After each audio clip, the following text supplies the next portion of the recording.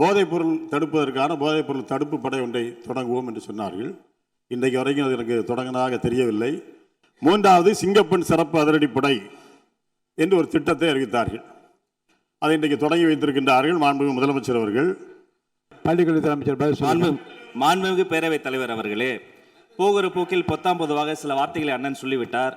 போதைப் பொருள் தடுப்பு நடவடிக்கை குறித்து அண்ணன் கேட்டார். அவருக்கான பதிலாக ஜூன் மாதம் 3ஆம் தேதி தொடங்கி 16ஆம் தேதிக்குள் 473 போதைப் பொருள் தொடர்பான வழக்குகள் பதிவு செய்யப்பட்டு 672 போதைப் பொருள் ரவுடிகள் கைது செய்யப்பட்டு நான் இங்கு பேசிக் கொண்டிருக்கிற இதே வேளையிலே தமிழ்நாடு முழுக்க திக்கெட்டும் திசையிட்டும் 38 மாவட்டங்களில் கைப்பற்றப்பட்ட சுமார் 10,56,00,000க்கும் அதிகமான போதைப் பொருட்களை எல்லாம் கொட்டி அழித்து எரித்து போதை சாம்ராஜ்யம் மாண்புமிகு முதல்வரின் ஆட்சியில் வேரோடும் வேரடி மண்ணோடும் ஒழிக்கப்பட்டுக் கொண்டிருக்கிறது.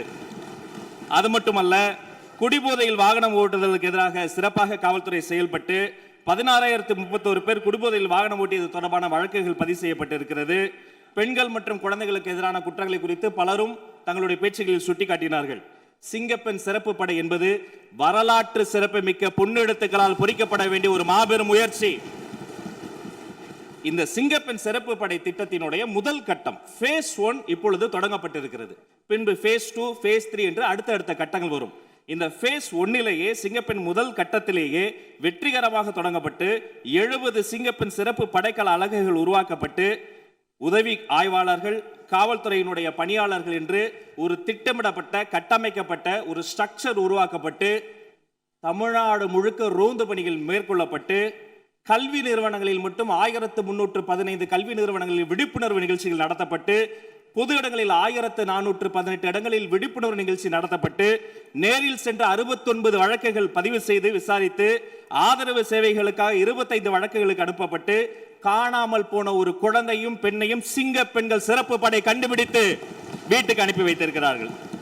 அது மட்டுமல்ல, கடந்த 15-20 நாட்களுக்குள்ளாக சற்றொப்ப 1328 நினைவு சரியாக இருக்குமானால் அந்த குற்றவாளிகளாம் அடையாளம் காணப்பட்டு உடனடியாக கைது செய்யப்பட்டு பிணையில் ஜாமீனில் வெளிவர முடியாத பிடியாணை பிறப்பிக்கப்பட்டு சற்றொப்ப 2500 சொச்சம் அந்த சீரியல் அஃபெண்டர்ஸ், அதாவது 18 குற்றவாளிகளை எல்லாம் உடனடியாக பிடித்து கிட்டத்தட்ட 4000க்கும் அதிகமான சமூக விரோதிகளை சிறைச்சாலையில் தள்ளி இருக்கிறது தமிழ்நாடு காவல்துறை என்பதை இதன் மூலமாக தெரிவித்துக் கொள்கிறேன்.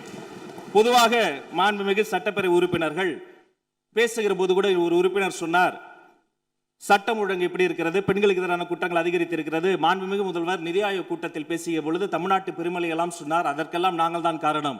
ஆம், சரியாக சொன்னீர்கள். இந்த தமிழ்நாட்டில் சீரழிந்திருக்கிற போதை பழக்கத்திற்கும் சட்ட ஒழுங்கு பிரச்சனைகளுக்கும் இதற்கு முன்னால் ஆண்டவர்களும் ஒரு காரணம் என ஒப்புதல் வாக்குமூலத்தை கொடுத்திருக்கிறது என்பதையும் சுட்டிக்காட்டி மீண்டும் சொல்கிறேன், சரித்திர சிறப்பு வாய்ந்த சிங்கப்பெண்கள் சிறப்பு படை சிறகடித்து பறக்கிறார்கள். பொறுத்திருந்து பாருங்கள், வெயிட் அண்ட் வாட்ச். தமிழ்நாட்டினுடைய சட்டம் ஒழுங்கு இந்தியாவிலே சிறந்த மாநிலமாக இந்த சிறப்பு படை மாற்றி காட்டும் என்று உங்கள் மூலமாக தெரியப்படுது.